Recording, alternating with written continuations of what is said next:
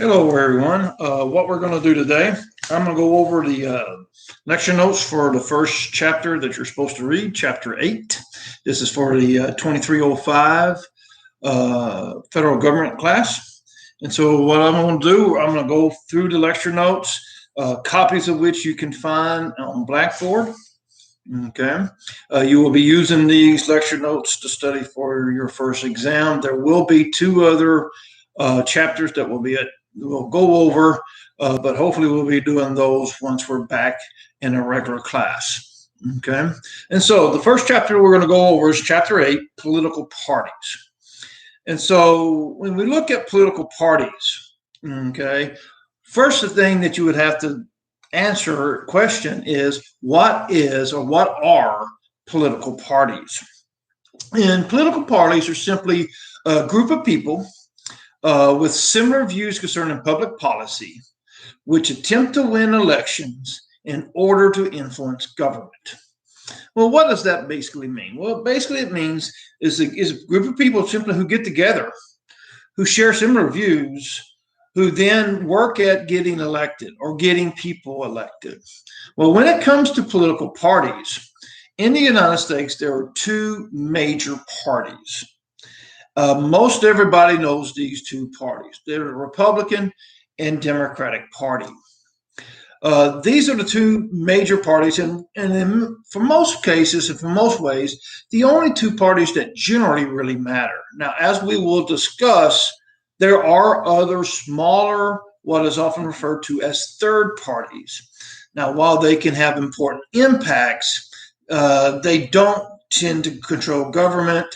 They don't elect a lot of people, these kind of things. And so we're going to talk about political parties. Well, why talk about political parties? Well, one of the major reasons is quite simple. Political parties are vital for democracy. Okay. Without parties, you cannot have a modern democracy. Now, there are instances or historical examples of democracies that did not have political parties. These are often referred to as pure democracies. Example would be ancient Greece, various local type of elections or democratic processes here in the United States, where you had everybody in the community who was a citizen, whatever that meant. Historically, that often meant that you were a male. In the case of Athens, you had to be a male from Athens. You could not be a slave, that kind of stuff. Women historically were not allowed in the United States. Often minorities, blacks, Hispanics, Native Americans, etc., were also excluded.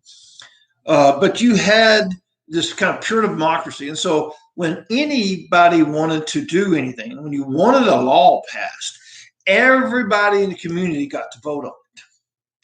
Well, that works if you're in a relatively small society with maybe just a few thousands people who can vote. For a modern democracy, pure democracies simply don't work. You got to realize here in the United States, we have somewhere around 330 million people in this country, roughly over half of whom are eligible to vote. And so there's no way to get maybe as many as 200 million, maybe even more people together at one time to vote on all the issues that need to be dealt with. And so we have to have political parties that help kind of make this system work. Well, why are political parties so important for democracy, particularly modern democracies? Why do we have to have political parties? Well, the most important thing that parties provide is that they provide choice. They give you options. And without choice, you can have no democracy. Now, often people, when they try to determine whether a country or society or whatever is democratic, one of the first things they look at and almost solely look at, for many people, is do they have elections? Now, you cannot have a modern democratic system without elections. But elections in of themselves do not guarantee that a country is democratic. You can look at countries such as Russia, China, other countries such as these who have elections and have elections on a routine basis. The major problem, though, is that there is very little to no choice. Okay, if you're voting in a country like Russia or China, the ruling party is the only party who's allowed to really run candidates. Or if there are alternative candidates, they're not allowed to win. They're not allowed to truly go out and try to compete for the votes. They're there just so that they can have a little bit of a look of truly having a democracy. And so since you have to have choice, that's exactly what parties provide. Here in the United States, if you don't like what the ruling party is doing, right now the ruling party is the Democratic Party. They have the president, they have Congress, both houses of Congress. If you don't like what they're doing, your choice is to vote for one of the other parties. For most people, that would mean the Republican Party. For other people, it could be some other smaller third party that they want to vote for. Whichever you choose, having these other parties provides that choice that is absolutely necessary for having a democracy. Well, when you look at political parties are made up of three basic segments. Okay. The first, and by far the largest, is what is often referred to as party in the electorate. Basically, what that means, this is made up of voters who identify with a political party. Okay. And so if you look, people who say I'm a Democrat or I'm a Republican who identify with one of those parties, they make up far more people than who are actually in the party itself, whether it be elected officials, whether it be party people who make the political party function, fundraise, think of or come up with policy prescriptions, that kind of thing. Party in the electorate far out exceeds all of those types of people. And so they're the largest segment of a political party. Well, when it comes to political parties, how do you become a Republican? How do you become a Democrat? It's actually very simple. You simply claim membership. I am a Republican because I say I am. Republican Party can't say, no, you're not. There's no official application. You don't go through any kind of process to become a Republican or a Democrat or a socialist or a libertarian or a Green Party or all the other different types of parties that are out there. Okay. And so to become a member of the party of the electorate, you simply claim membership. And these are simply voters who, as a general rule, support a particular party. Now, there are, as we will talk about, many people who don't identify with any party. And we will discuss about them here in a bit. Okay. Well, the second part of a political party is party as an organization. And so political parties in the United States have an organization. But what makes them different in the U.S. than in many other democratic systems, particularly in Europe, some of the Asian systems, is that in the United States, parties are fragmented and decentralized. Well, what do I mean by the fact that parties are fragmented and decentralized? Well, basically what that means is there are three distinct levels of political parties. And these are basically based on the geographic area in which they operate. And so when you look at the three distinct levels of a political party, at the highest level are the national parties. And this is often what a lot of people think about. Often when you see people from a political party on TV or here on radio or whatnot, they're generally national party figures. Probably the most common one that most people can think of is the President of the United States. Whatever party they're on, they tend to be the national leader of that party. And so right now, Joe Biden, who is President of the United States, President Joe Biden, is the leader of the Democratic Party at the national level. For the Republicans, they have other leaders that they have chosen to elections of people who are actively part of that party organization. Below the national party are the state parties. All 50 states have a state party. Okay. For example, in Texas, there is a state Democratic Party. There is a Republican Democratic Party. Okay. And they're made up of state level political figures and others. Okay. People who kind of make the party run day to day. Many of whom are actually paid. That's their job, is to run the political party. And then at the lowest level is what's known as the local party. And these are generally based in Texas in particular, but around the country as well. They're generally based on subunits of the state government. In the case of Texas, they're based on the county. And so here in Hidalgo County, we have a Hidalgo County Democratic Party, which is the largest one in Hidalgo County. Most elected officials in Hidalgo County are Democratic, are members of the Democratic Party. And we have Republican political party at the local level. Well, when you look at these three levels, the national, the state, and the local, one of the things that you will notice about them, if you look at them and study how they work and stuff for very long, is that these three groups are largely independent of each other.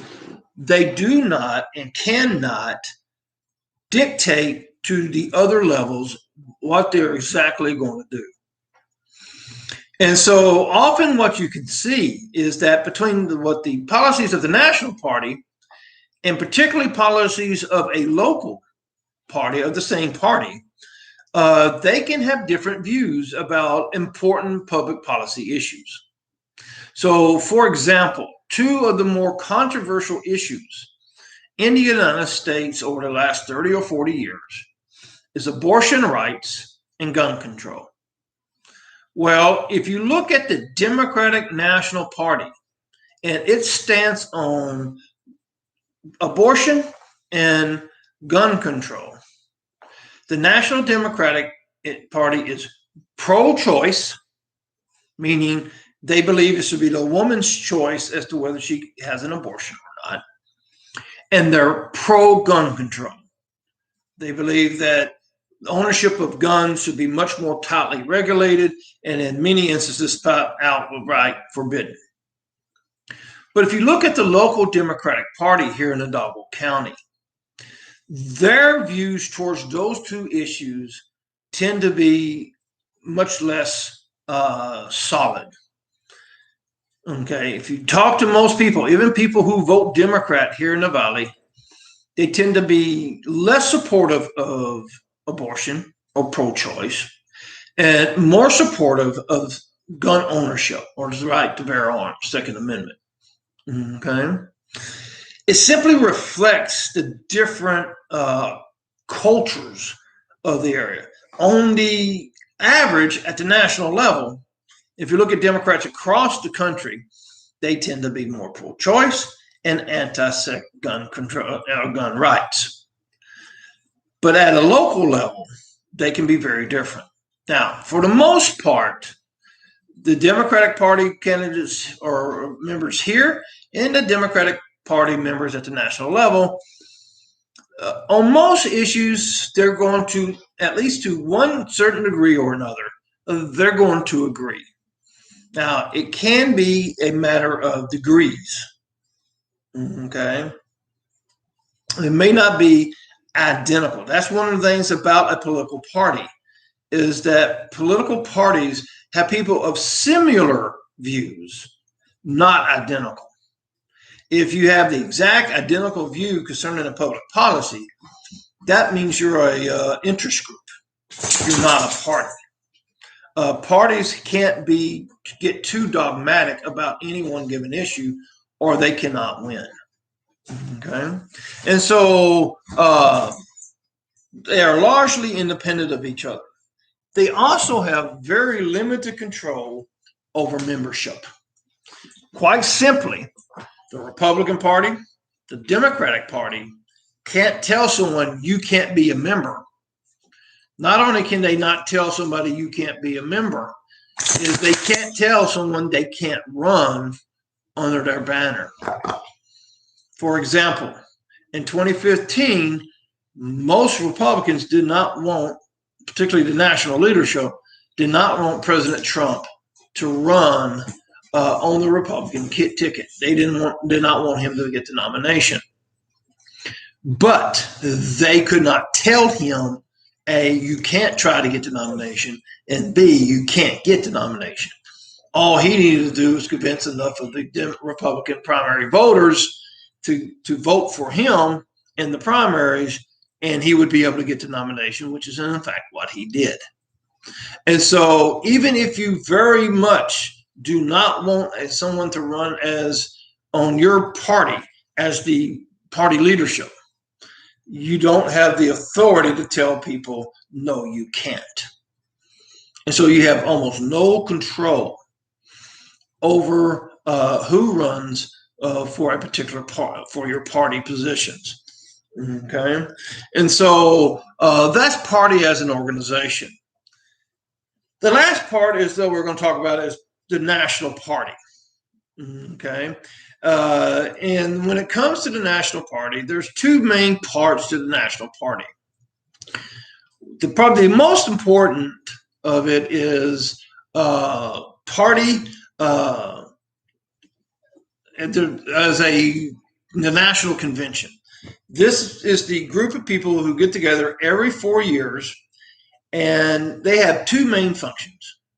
One, they nominate the president, so a candidate for that party. Okay, and so in 3 years, in 2024, the Democratic Party will get together, the Republican National Party will get together, their national convention will decide who will be their presidential candidate. Okay. They also write the party platform. And a party platform is quite simply, okay, what the party plans to do over the next few years. Okay, the next 4 in particular. And things on party platforms would be like, say, back when Trump was running to build a border wall. Other things could be to enhance the social welfare programs, to make college more affordable or whatnot. It's just the different things, whatever, that the party says, this is what we're going to try to achieve. And so they tell voters, this is what we're going to try to achieve, to try to convince enough voters to vote for them so that they can win. Well, the last part of a political party is party in the government. And this is simply made up of party members who have been elected to public office. And their primary purpose is try to institute or to implement the party platform. Okay, and so when President Biden won and the Democrats took over Congress, one of the things they have tried to do is implement some of their policies. Some of them they've been able to do, others they haven't been able to do. Okay. because of the way our system works, it's very hard for a party to be in a position to simply dictate to the other side, we're going to do everything we want to do. Okay. And so they tried to implement the party platform. The irony is, though, is that party members are not controlled by the party. Okay. The party has no control over its members. A great example of this is a man named Manchin. He's a senator from West Virginia. Okay. He's a Democrat. He's the 50th Democrat that gives the Democrats the control of the Senate. Now, the Senate has 100 votes or 100 senators. And right now, they're split 50-50 between the Democrats and Republicans. But according to the Constitution, if there's a 50-50 split on a vote, the vice president casts the breaking tie, called a tie-breaking vote. Okay. Well, the problem for the Democrats is that Joe Manchin is from West Virginia, a very conservative, very Republican state. Now, he's been able to win as a Democrat based on the fact that he's Joe Manchin, not a Democrat. And there are things that the Democratic Party would really love to get past. The vast majority of the party would love to get past that Joe Manchin simply will not agree to, or will not agree to in the way or in this form or to the degree that the more activist members of the Democratic Party would want, the more political left, the extreme left. And so it results in the fact that they can't get things done. Not everything that they would like to anyway. Okay. And there's not much anything that the party can do to Joe Manchin. Now, in theory, they could strip him from some of his committee assignments that he finds important for his states, those kind of things. From a practical standpoint, they're not going to do that. And they're not going to do that for no other reason than if they did, he could simply say, okay, no problem. I'm no longer a Democrat. He could declare himself either A, to be a Republican and switch over to the Republican Party, in which case the Democrats no longer control the Senate. And they can't get anything passed that the Senate doesn't want. The other thing he could do is to say, okay, I'm an independent. I'm neither a Democrat nor am I a Republican, but I'm going to do what's called caucus or side with the Republican Party. I'm going to vote with them. Okay. It has the same effect. The Democrats lose control of the Senate. If they lose control of the Senate, they can't pass anything that the Republicans don't agree to, unless they're able to convince some of the Republican senators to go along with them. Okay. And so that's party or political parties, the three basic units. Well, when you look at political parties, okay, the big main parties aren't the only parties that are there. There are also what is often referred to as third parties. These are smaller parties that, for the most part, don't have much of an impact on American political life or American society, but they are there. When you look at political or third parties, there's three basic types of third parties. The first type of third party is that parties that promote a controversial idea. Okay. And examples of parties that promote a controversial idea would be the Green Party, the Libertarian Party, the Communist Party, etc. Well, what do I mean by they promote controversial ideas? Well, let's take the Green Party, for example. Now, most of you probably are maybe somewhat familiar with the idea of what the Green Party believes in. Quite simply, Their primary political issue is the environment. They believe in trying to create a more healthy, more natural environment in which you don't have at least nearly as much pollution. You have clean food, clean air, clean water, a healthy environment for people to live in. Now, some of you may be looking at me and going, well, what possibly could be controversial about that? Okay. Well, there are parts of it that are controversial. Now, the Green Party formed back in the 70s. Up through about the 1960s, the people in the United States weren't concerned at all about the environment. Pollution was just seen as something that was no big deal. Okay, whether it be carbon dioxide, whether it be toxic chemicals put in waterways, whatnot, it just wasn't viewed as being very important. And then a number of events would occur that, taken all together, would help kind of launch what we think of as the environmental movement. One of those is that a river in the United States that was so polluted that it caught fire. The river itself caught on fire. Now, obviously, the water can't burn, but there were so many toxic, flammable chemicals in the river that it caught fire. Others would be things like an incident that was known as Love Canal, where a developer built a housing development on an old industrial site that happened to be highly polluted with chemicals that can cause cancer.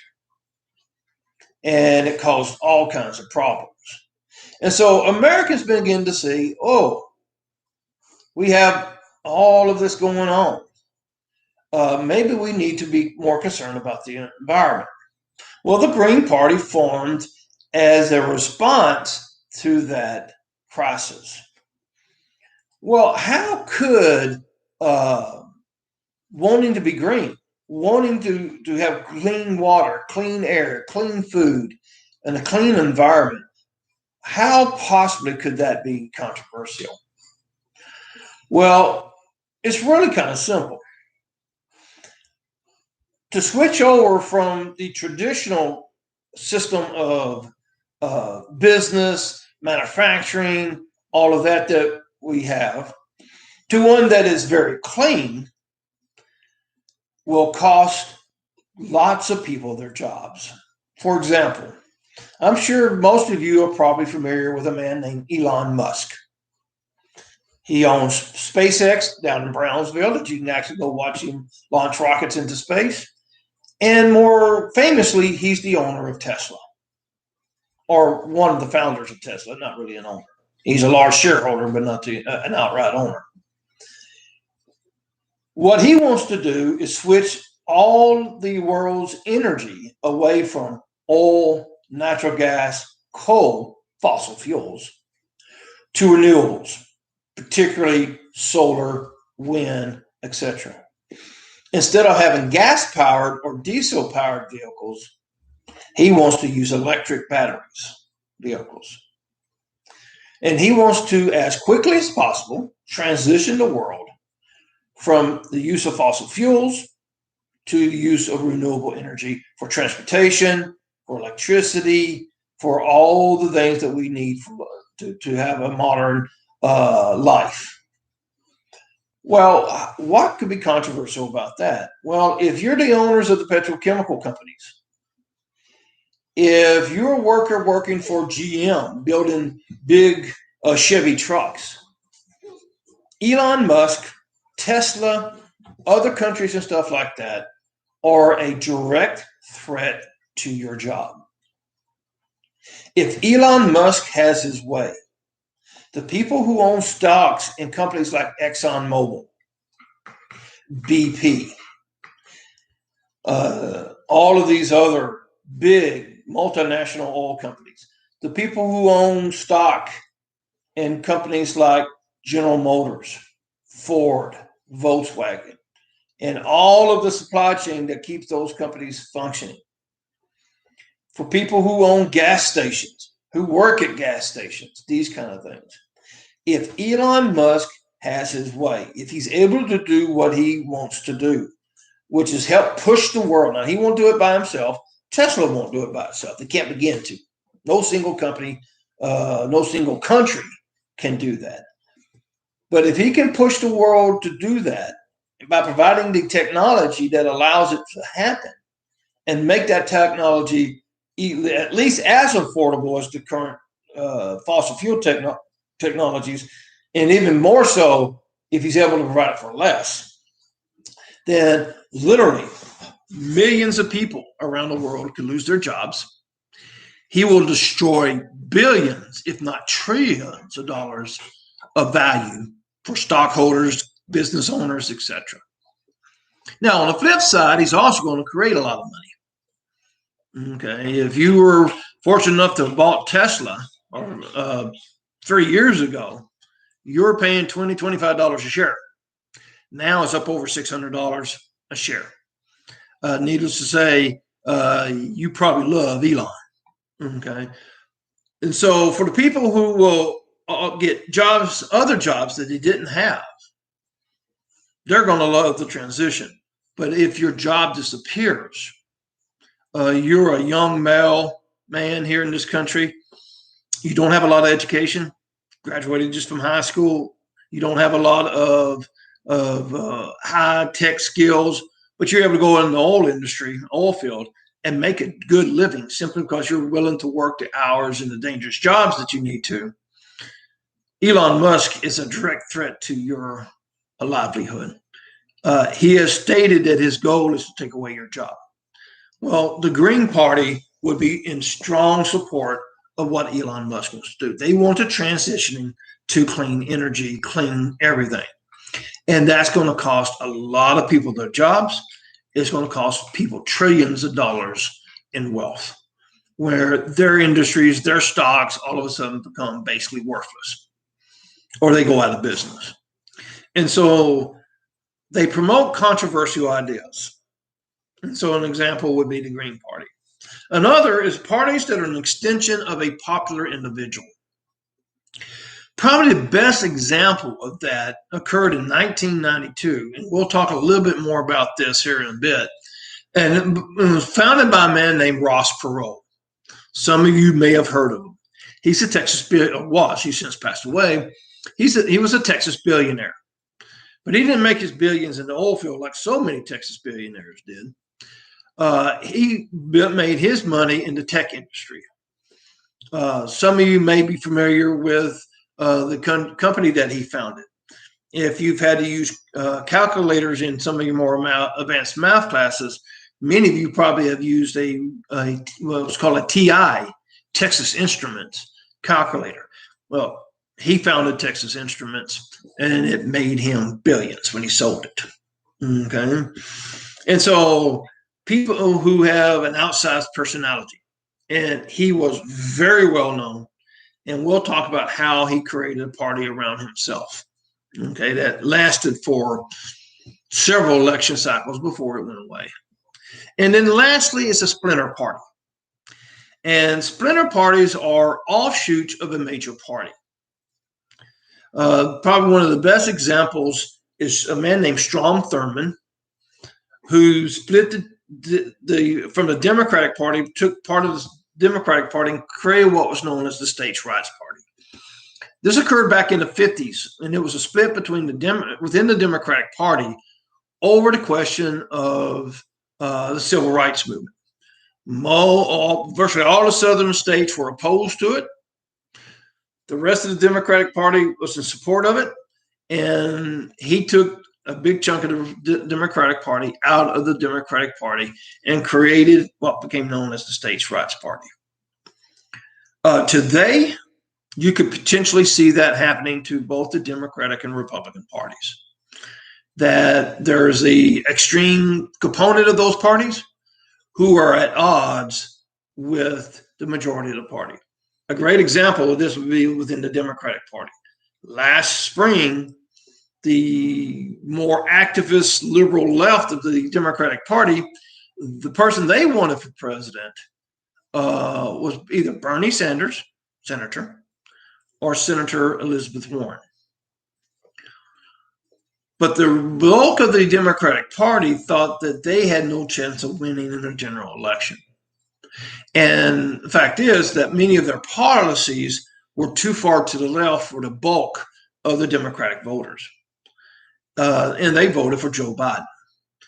Really caused some consternation within the party.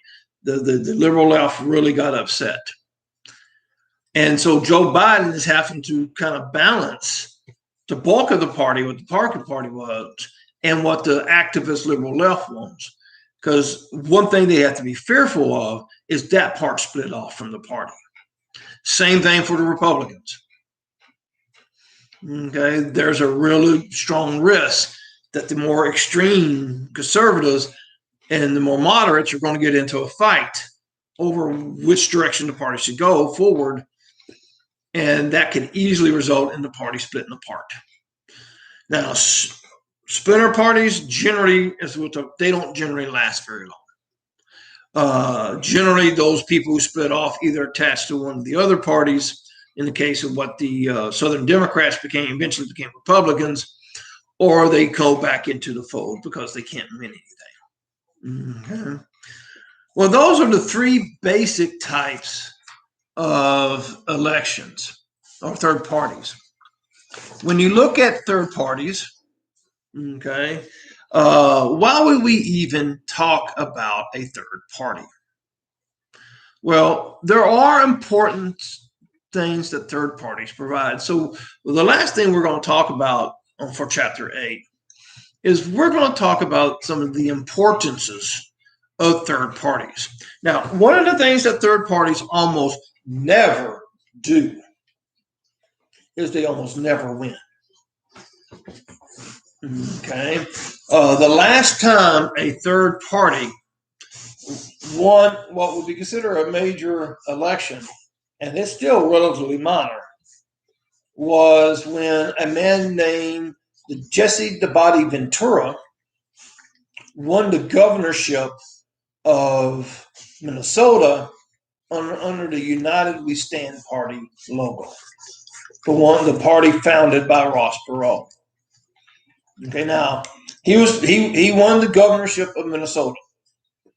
Not exactly a major state in the United States. Compared to, say, a state like Texas, relatively little political power, even less economic and cultural power.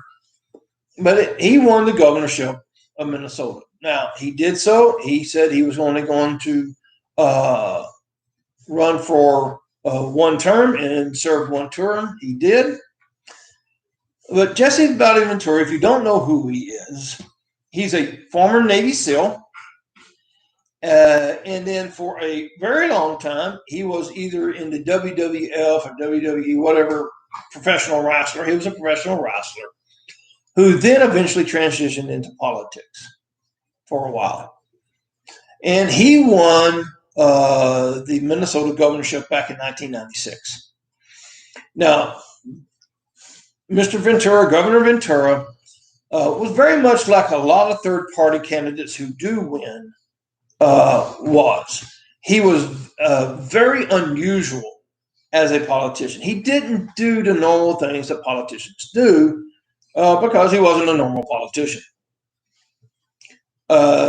He was willing to say things that most politicians would never do. And one of the best examples of him being a rogue, if you want to call him that, was that if you know anything about Minnesota, in the wintertime, it gets really cold. Now, many of you probably remember that blast we had in February where we were freaking out because we had 5 days that it was in the 20s. Well, in Minnesota, it being 25 degrees in February, it's a fairly warm day. Okay. They're not freaking out over that. They don't blink an eye until it gets like below zero. Okay. Well, one of the more popular pastimes in Minnesota during the winter is what's known as ice fishing. And if you don't know what ice fishing is, it's exactly what it sounds like. You go out onto a lake or a river, you drill a hole in the ice, and you fish. Okay? And as long as it's been cold enough for long enough, perfectly safe. People drive their trucks out there. They drag what they call fishing shanties out there, which are little huts that they can get inside where they can put a heater, they can put a TV or a radio, and they'll spend all day long just fishing through the ice, catching fish, hopefully, anyway. Okay.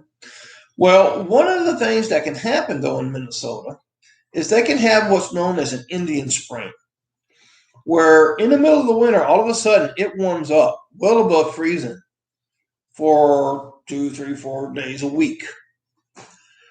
Well, the problem is if it's been warm enough, long enough, the ice that forms on the lakes and the rivers can get weak enough that if you go out on them, especially if you drive out on them with a vehicle, you can fall through the ice.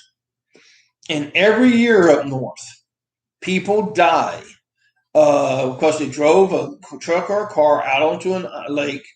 The ice, it had been too warm. The ice was too thin, too weak. They go through and they drown. You're extremely lucky if you're able to get out of your vehicle and survive.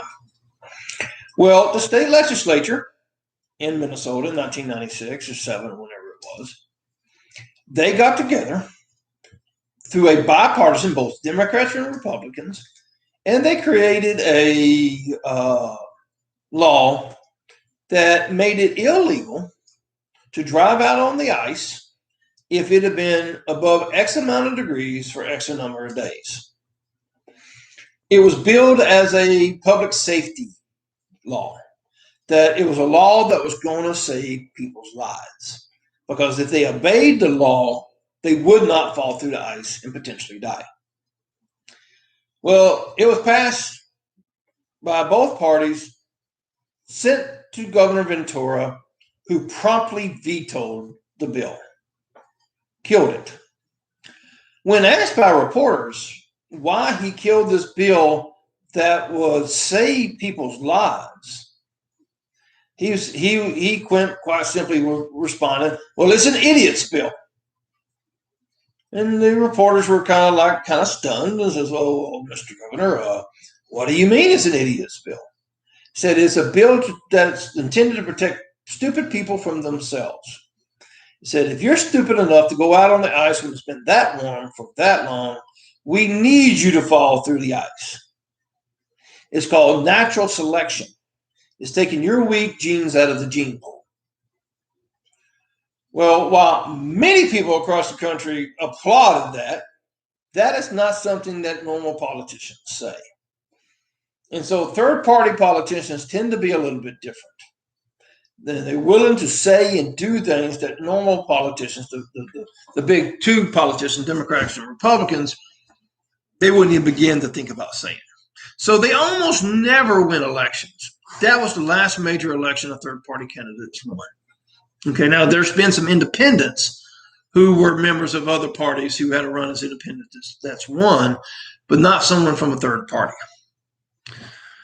Well, if they almost never win significant elections, what impossible importance do third parties ever serve? Well, they do make important contributions. And probably the single most important contribution that they make is that they can act as a spoiler in an election. Well, what do I mean they can act as a spoiler in an election? Well, they can cause one party or candidate to win or lose when they normally wouldn't. Okay, by siphoning away voters from one party or the other, the Democrat or the Republican, and siphoning away enough of them that they lose an election they otherwise should have won. And probably one of the best examples of this was Ross Perot in 1992. Now, I remember the 1992 election. I was in college. I was in my senior year. And Ross Perot decided to run for president. Now, he could not get the nomination of either the Democratic or Republican Party. And so he decided this to run on his own. Now, as we've mentioned, Ross Perot was a billionaire. And so he would end up spending $100 million of his own money on the election. Now, while former President Trump talked about spending his own money, he never did. Not significant amounts anyway. And that he did spend, he got reimbursed by his campaign, as far as I know. Ross Perot spent $100 million in 1992. That is somewhere more along the lines of 200 million plus today, probably. Now, why would a man spend $100 million? Because he knew he had virtually no chance of winning. I have my own theory. In 92, Ross Perot was in his late 50s, maybe early 60s. And many people in general, but particularly men, tend to go through a midlife crisis at about that age, where they go off and they do crazy things, try to recapture their youth, whatnot. Now, the typical man who has a midlife crisis, they tend to do things like go buy a motorcycle, buy a sports car, or maybe have an affair or something along those lines. Well, Ross Perot at the time was worth about $3 billion with a B. And so if you're Ross Perot and you're worth $3 billion, what would be buying a sports car mean to you? It mean almost nothing. I mean, literally almost nothing. For example, at the time that he ran for president, Ross Perot was driving a 20-year-old Lincoln LTD, a nice car, but not something that you would normally think of a billionaire driving. Matter of fact, if Ross Perot had wanted to, in 1992, for less money that he spent on his campaign, he could have went to Italy and bought the company Lamborghini. If you ever heard of Lamborghinis, the supercars, Lamborghini Countach, and all of those, he could have simply paid cash, not for the car, but for the company itself. He could have paid cash and bought the company. And then he could have went to the engineers and designers and told them, okay, you're going to create a special car for me called the Ross Perot 1, limit production number to one car. And they would have done it real simply because he owned the company. And he could have had them build them any car that he wanted that had the most crazy performance stats, all that kind of stuff, gold steering wheel, whatever he wanted. Well, to Ross Perot, cars didn't mean much to him. And so he didn't do that. Now, if you've ever seen a picture of Ross Perot, and some of you might want to Google him and Google his images, the one thing that stood out about Ross Perot are a couple things. First of all, he was only about 5'4". He's really short, real thin, probably didn't weigh more than 120 pounds. But the most common thing that most people realized about him that stood out is that he had alpha ears. I mean, they stuck out like this. I'm not sure why the man didn't have his ears set back, because there's surgery that you could do, and obviously he could afford it. The only reason I think he didn't do it is because if anybody made fun of him now, by then, he was like, well, how much money do you have in the bank? And he would have a lot more money than almost everybody else. And so he wasn't exactly this statue of masculinity, all of that kind of stuff. Well, how hard do you think it would have been for him to have an affair? You got that kind of money? Not at all, obviously. And so he chose to run for president. And he spent $100 million of his own money. And he actually got 16% of the vote. Out of every 100 votes cast, he got 16. He got about 16 million votes total. Now, he didn't win a single state. He didn't get a single electoral vote. But his big thing was the budget at the time, the deficit. At the time, the U.S. owed about $4 or $5 trillion. Now we owe about 20. And his big deal was about the budget. Well, being physically conservative, which is what he was something that the Republican parties usually was part of their platform. Well, those 16 million voters that he got, or votes, were people who, under normal circumstances, would have voted Republican, but instead they voted Democrat. He took enough votes away from George W. Bush, H.W. Bush, Sr., okay, so that he lost the election and Bill Clinton won. Bill Clinton got a plurality of the votes, meaning of all the votes cast, he did not get a majority.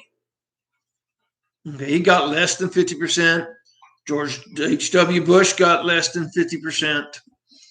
Okay, but because he got the majority of the votes, he won the was able to win the Electoral College. And George H.W. Bush lost his reelection bid. If Ross Perot had not ran for president, it's almost certain that George H.W. Bush would have won re-election. And so that third party candidate, that third party that was created and became United We Stand around Ross Perot, cost George Bush the presidency. Well, fast forward 8 years. It's 2000. George H.W. Bush's son, George W. Bush, is running for president against Bill Clinton's vice president, Al Gore.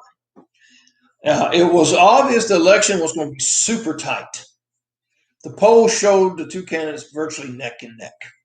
And it did end up coming down to the state of Florida, where George W. Bush won by 534 votes. Okay, out of over 100 million cast, 534 votes in Florida is what made the decision. Well, during this election, a man named Ralph Nader was the Green Party candidate. Now, Ralph Nader had a national following. He was known for consumer rights, green stuff, that kind of stuff. And while he wasn't nearly as popular as Ross Perot, the Democrats realized that, hey, this election is going to be so tight, we can't afford to lose any votes. And so having a Green Party candidate would siphon away votes from the Democratic Party. What the Democratic Party realized was that the Green Party did not run a candidate. Those voters, although they're relatively small in numbers, that normally vote for the Green would almost certainly then vote for the Democratic candidate. And so they approached Ralph Nader and begged him to drop out of the race. And Nader refused.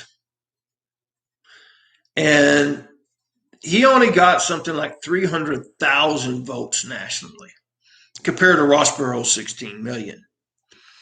But he got something like 15,000 votes in the state of Florida. Gore lost by 534. If Nader had not been on the ballot there in Florida, he would have easily won Florida and then became president of the United States. Instead, George Bush did. And so acting as a spoiler is the primary way that third-party candidates or third parties can influence the political system. But it's not the only way.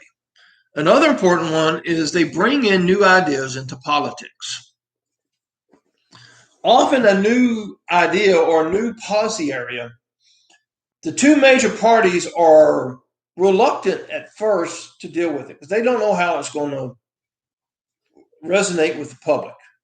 And so often third parties are the ones who first take up the banner of a new political policy issue. And a great example of this, again, would be the Green Party. In the 1970s, as we mentioned, the Green Party was formed around environmental issues. It began to have success. And what generally happens in the American political system is if a third party begins to really have success with a policy issue, they really start getting some traction, getting people supporting them about over this policy issue. Whatever the two major parties, whichever one is closer to it ideologically, will often co-opt it. And that's exactly what you saw happen with the Green Party. As the Green Party began to have success with their environmental message, the Democratic Party went, this is a message that can work. This is very close to what our ideological position is. And so we're going to start taking it. And they literally just what's called co-opted. They took it over, took it away from the Greens. Now, the Green Party still exists. But its main reason for being, environmentalism, has largely been taken over by the Democratic Party. Although the Green Party tends to be even a little bit more extreme as to what they want, that kind of stuff. Okay? And so they bring in these new ideas into the political discussion. Okay? And then almost always then have it taken from them. And so it's one of the big reasons why third parties can't grow in the U.S. It's because the two major parties are able to keep them from doing so by taking over their ideas that they come up with that succeed. Okay. The other issue with third parties is they tend to be so extreme, so focused that they can't broaden their support. Okay. And they tend to be much more dogmatic. They want 100% of what they want, or they want nothing. And so they end up with nothing. And the two major parties who are willing to compromise on the stuff a little bit, at least, usually end up receiving the benefit of whatever they came up with. And so they bring in new ideas into politics. Well, another thing that they do is they bring in new groups. Third parties often attract people or groups of people that the two major parties, for whatever reason, have kind of pushed off to the side. They don't kind of represent what they want, or they just don't appeal to certain groups in society. And so sometimes third parties can be really attractive to these people. And one example of this occurred here in Texas during the governor's race of 2006. We had 4 different people run for governor. We had a Republican candidate, we had a Democratic candidate, and we had 2 independents. Well, one of the independents that ran was a man from Austin. Okay. Oh, man, my brain's going. Man from. Been so long since I've done this.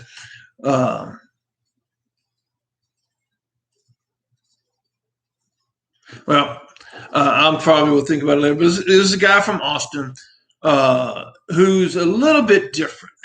Okay, this guy was known for saying whatever he thought, doing outlandish things, those kind of things.